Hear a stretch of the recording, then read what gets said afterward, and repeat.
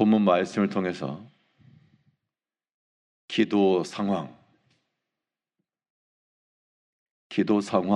제목으로 하나님의 말씀을 증거하겠습니다. 살아가다 보면 때로 비상한 때를 만날 때가 있습니다.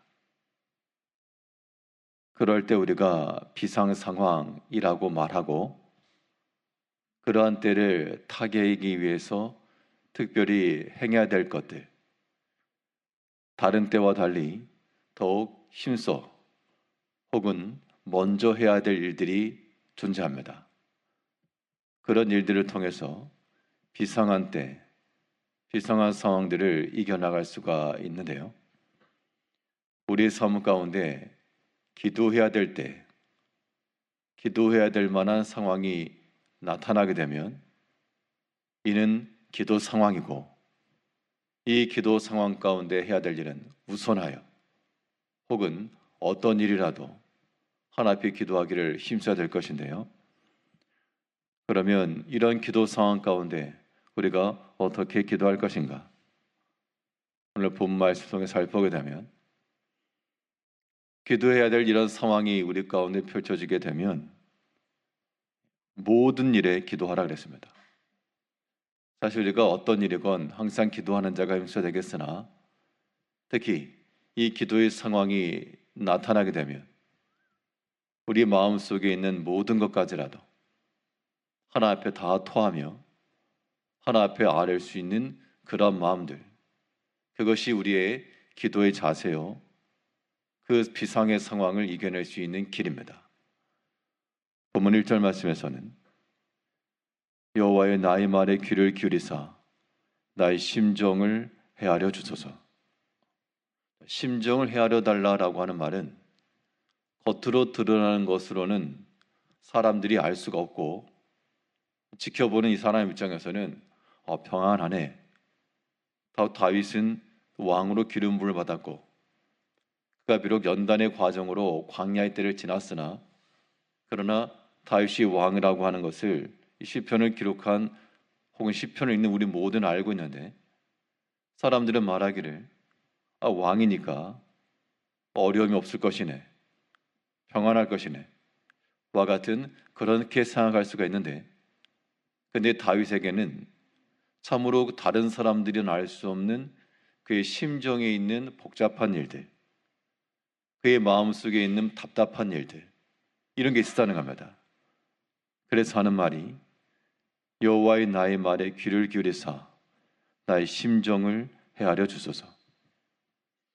겉으로 드러나는 문제들에 대해서는 공유할 수 있는 기도가 있고, 또 한편으로는 공유하기 어려운, 사람의 귀에 들려주긴 어려운 그러한 심정 속에 그러한 일도 분명히 있다는 겁니다. 그것이 바로 기도가 필요한 비상한 때요, 우리는 모든 일에 대하여 우리 마음속에 있는 것까지라도 하나님 앞에 아뢰어야 됩니다.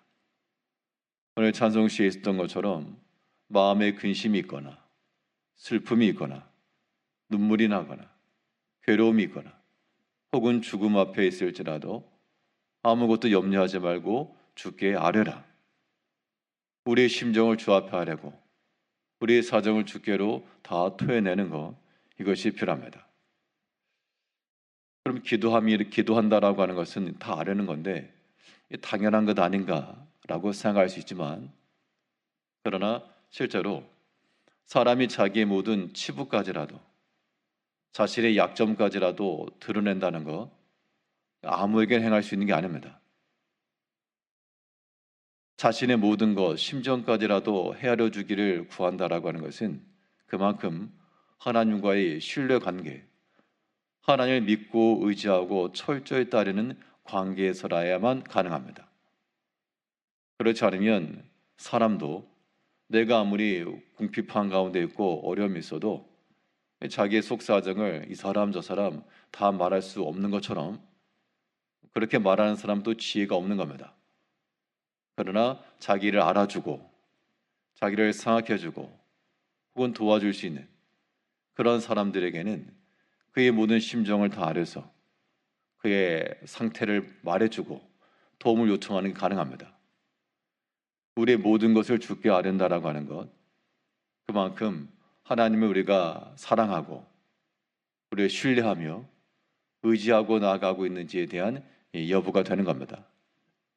이제 우리 살아가는 모든 삶 속에서 기도하지 아니할 수 없는 그러한 비상한 때, 기도의 상황을 맞닥뜨릴 때는 우리 마음속에 있는, 우리 심정에 있는 것까지라도 주께로 다 아를 뿐만 아니라 하나님이 우리의 기도를 들으실 줄 알고 하나님을 나의 하나님으로 알고 알아야 됩니다. 다윗이 기도함에 있어 그의 심정 가운데 어떤 일이 있었는지 그 내용을 소개하진 않았으나 그러나 하나님이 다 아실 것을 믿고 하나님 앞에 토로하고 있습니다. 이때 다윗이 하나님을 어떻게 알았고 어떤 마음을 지녔는지는 그의 신앙 고백, 하나님을 향한 호칭을 보면 우리가 알 수 있는데요. 보면 2절에서는 나의 왕, 나의 하나님이여 내가 부르짖는 소리를 들으소서 내가 주께 기도하나이다. 다윗은 분명 왕이었습니다. 그가 비록 광야를 지날 때라도 기름 부은 왕이었음을 본인은 알고 있고 이제 이 왕궁에 들어와서도 왕궁에 들어왔으면 아무 일이 없었는가? 더 어려웠습니다. 광야에서야 홀로 있었기 때문에 나 자신만 해결되면 문제가 해결되었는데 왕궁에 와 보니 비록 왕이라고 해도 그 주변에 있는 모든 권력 가운데 있는 사람들, 주변 사람들 이런 일들이 많았다는 겁니다.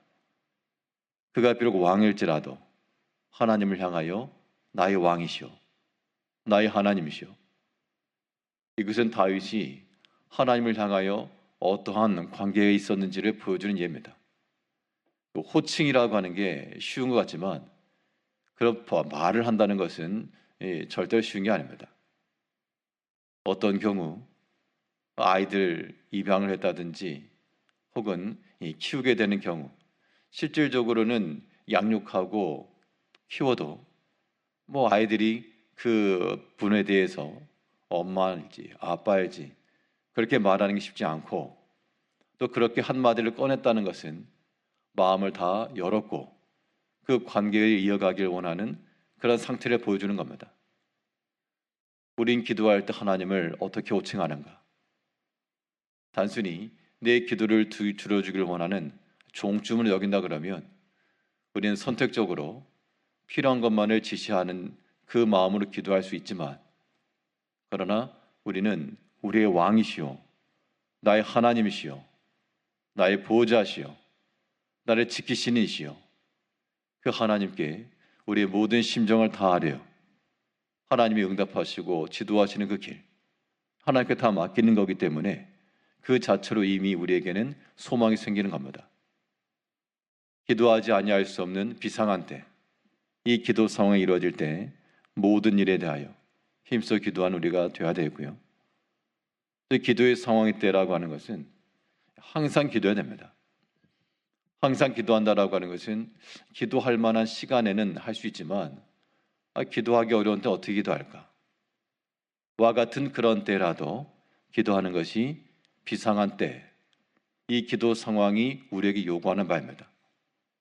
그럼 우리는 기도할 수 있는 시간이 있고 그러한 때를 찾아서 기도하는 것도 중요하고 뿐만 아니라 기도하기 어려운 때라도 우리는 찾아서 시간을 내서 기도하는 것도 필요한 겁니다. 본문 3절에서는 여호와의 아침에 주께서 나의 소리를 들으시리니 아침에 내가 주께 기도하고 바라리이다. 아침이라고 하는 그 시간대가 고요하고 조용하고 회방받지 아니하는 그러한 개인 경건의 때이기도 하고요. 또 다윗이 왕으로서 혹은 광야를 지났을 때라도 낮에는 분주하죠. 사람들과의 관계에 있고 이 사람 저 사람 만남이 있고 그러다 보면 기도할 수 있는 여건과 시간이 허락되지 않으므로 그래서 다윗은 아침에 일찍이 일어나 이 회방받지 않은 시간을 택한 겁니다.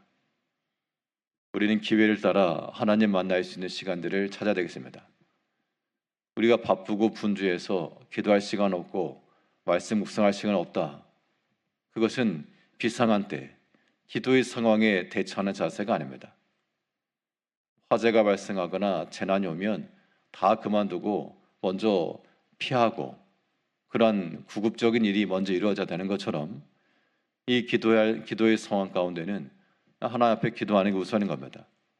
그 시간들을 내가 찾고, 그래서 사람을 때문에 안 되고 시간이 없다 그러면 그러한 때, 회방받지 아니하는 때, 아침 일찍이 혹은 저녁 늦게라도 하나님 앞에 기도할 수 있는 시간을 잡고 그에게 나아가 우리의 모든 것을 아뢰어 우리 심정을 능히 들어주시고 선하게 응답하실 수 있는 하나님 믿고 끝까지 강구하며 나가는 우리가 되어야 되겠습니다. 기도하겠습니다.